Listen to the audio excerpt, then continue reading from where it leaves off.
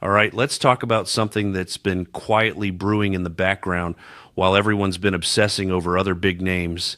Garrett Crochet to the Dodgers. And before you roll your eyes and think this is just another lazy Dodgers rumor mill story, hear me out, because this one's different. This one's actually brilliant.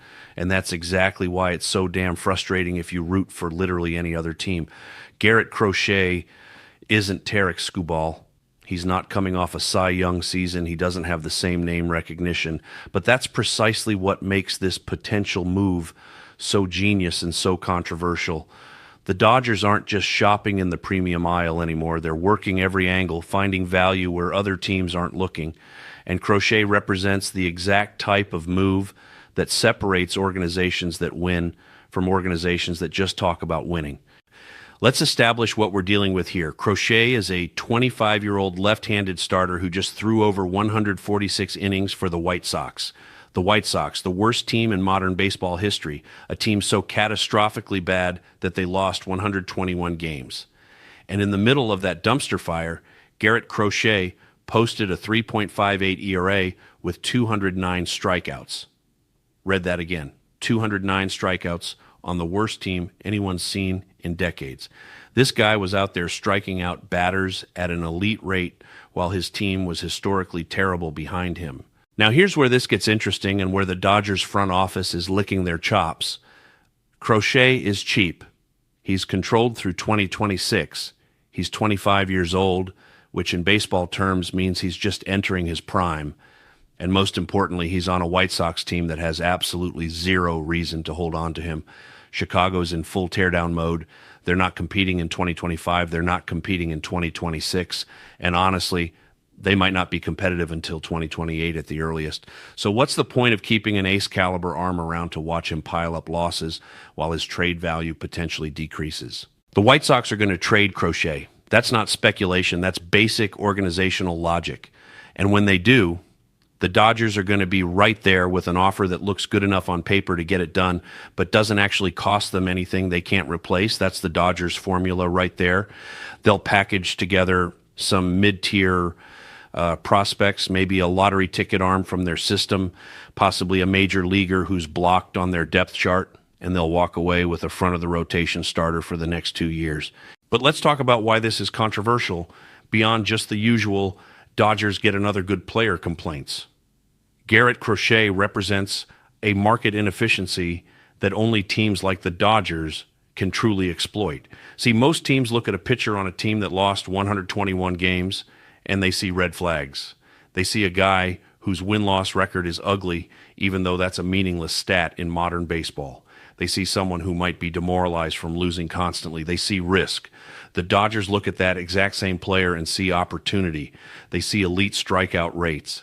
They see a left-handed power arm with swing and miss stuff. They see someone whose underlying numbers suggest he's way better than his circumstances allowed him to show.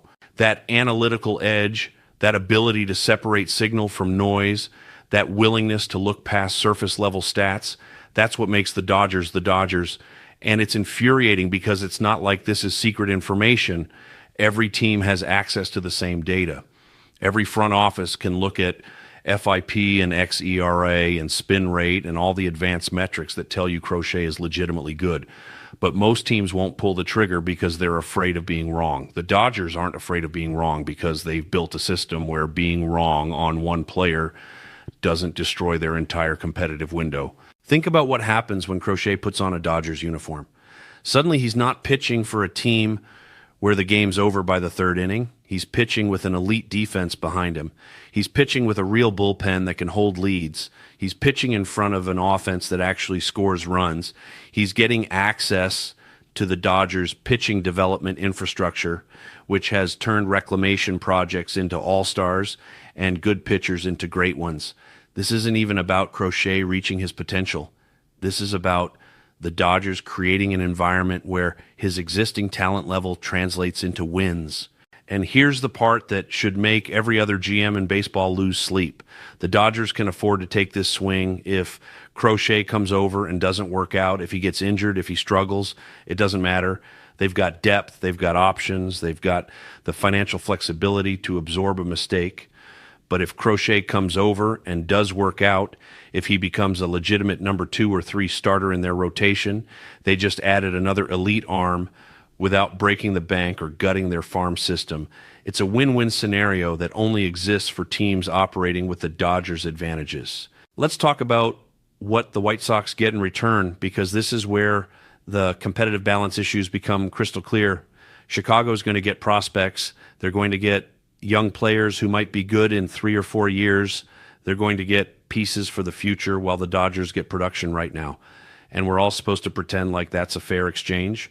We're supposed to act like prospect lottery tickets are equivalent value to a proven major league starter who can help you win a championship. It's not equivalent. It never has been. But that's the game small market teams are forced to play. The White Sox can't compete with the Dodgers' payroll. They can't afford to build a roster deep enough to contend, even if they keep Crochet. So they trade him, they take their prospects, and they hope that in a few years when those prospects develop, they'll have enough pieces to maybe possibly potentially compete for a playoff spot. Meanwhile, the Dodgers are adding Crochet to a roster that's already championship caliber and getting better by the day. This is the new reality of baseball, and Crochet is the perfect example of how it works.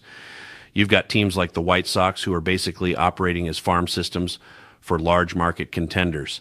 They develop talent, they watch it flourish briefly, and then they ship it out before they have to pay market rate. It's efficient from a business perspective, but it's absolutely devastating for competitive integrity. What makes this even more controversial is how the Dodgers will be praised for this move when it happens. Sports analysts will talk about their organizational brilliance, their scouting acumen, their analytical edge, and all of that is true. But it's also true that they have advantages that most teams don't have and can't replicate. They can afford to take risks that would cripple smaller organizations.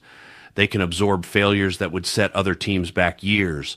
They operate in a completely different tier of baseball economics. When Garrett Crochet becomes a Dodger, and at this point it feels like a matter of when, not if, watch how quickly the narrative shifts.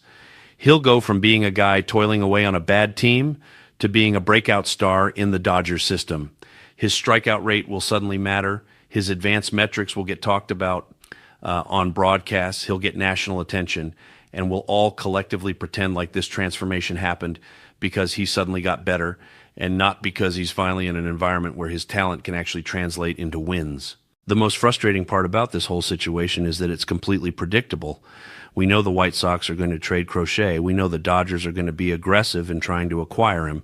We know they'll probably put together a package that looks reasonable on paper.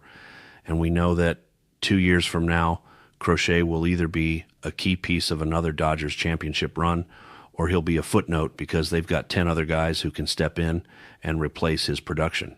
This is modern baseball. This is what competitive imbalance looks like in practice. It's not dramatic. It's not scandalous. It's just a systematic advantage that compounds over time. The Dodgers make smart moves, but they make them from a position of financial and organizational strength that most teams will never have. They can pursue Crochet because they can afford to. They can trade for him because they have the prospect capital. They can develop him because they have the infrastructure. And when it all works out, they'll add another championship caliber arm to a roster that didn't need more championship caliber arms. Garrett Crochet to the Dodgers isn't just a trade rumor. It's a perfect encapsulation of everything that's broken about baseball's economic structure. It's a reminder that smart management and big budgets create an almost insurmountable advantage. And it's a preview of what we're going to see over and over again as long as the current system stays in place. Get used to it because this is the new normal and there's nothing anyone can do to stop it.